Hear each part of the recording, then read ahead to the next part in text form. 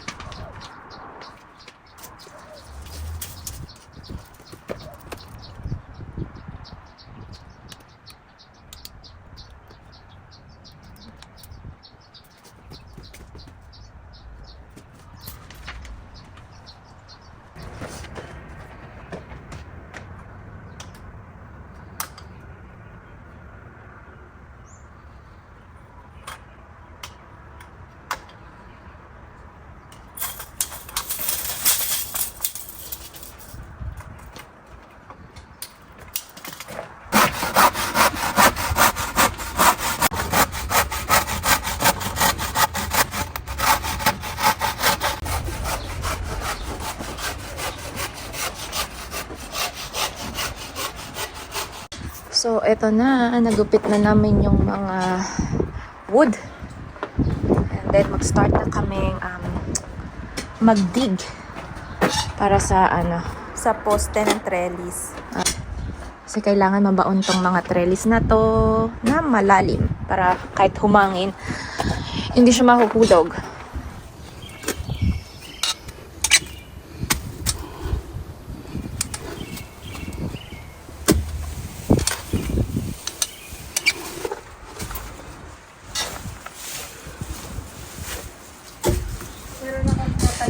Na fig tree, dwarf fig tree, tatanggalin ko na siya ngayon dito. Ilipat ko siya sa likod.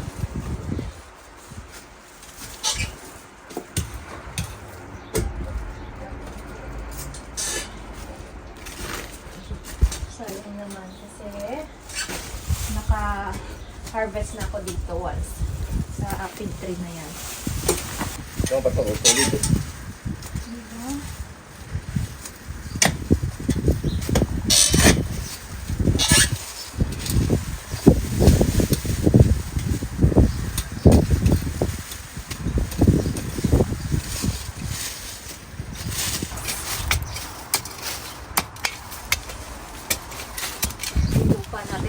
Matigas. Saka maklay.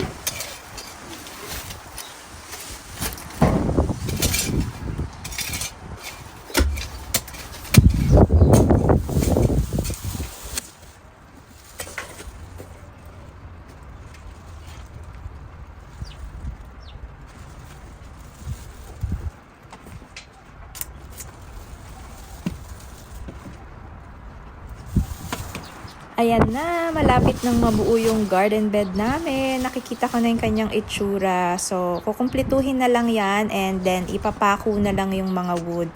Nakaka-excite, di ba?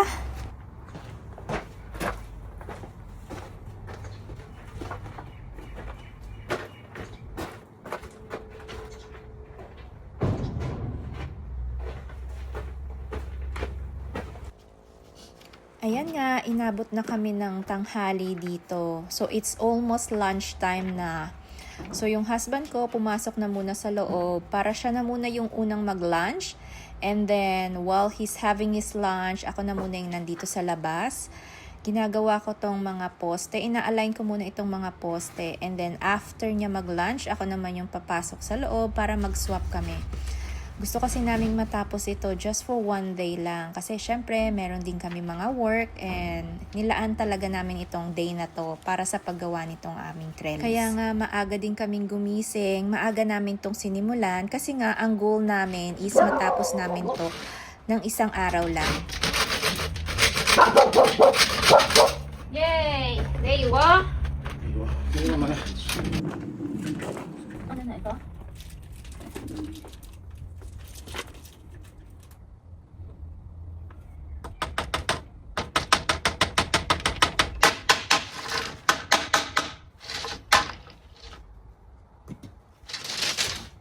Yan! Tapos na yung trellis natin. Lalagyan na natin doon.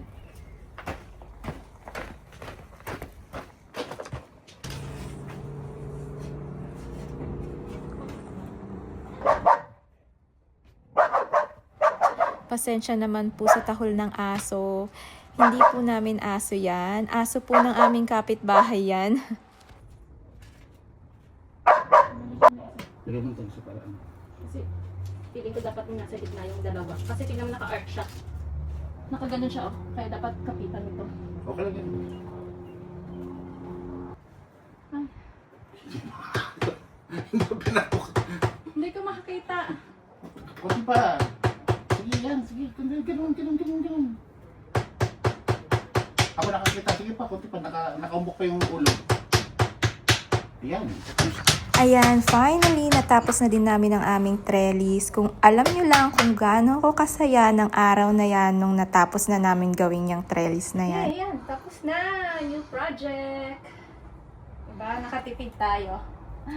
Super excited na ako kung ano ba yung mga itatanim ko dyan. At saka isa pa, nakatipid kami kasi hindi na kami nag-hire ng gagawa pa niyan.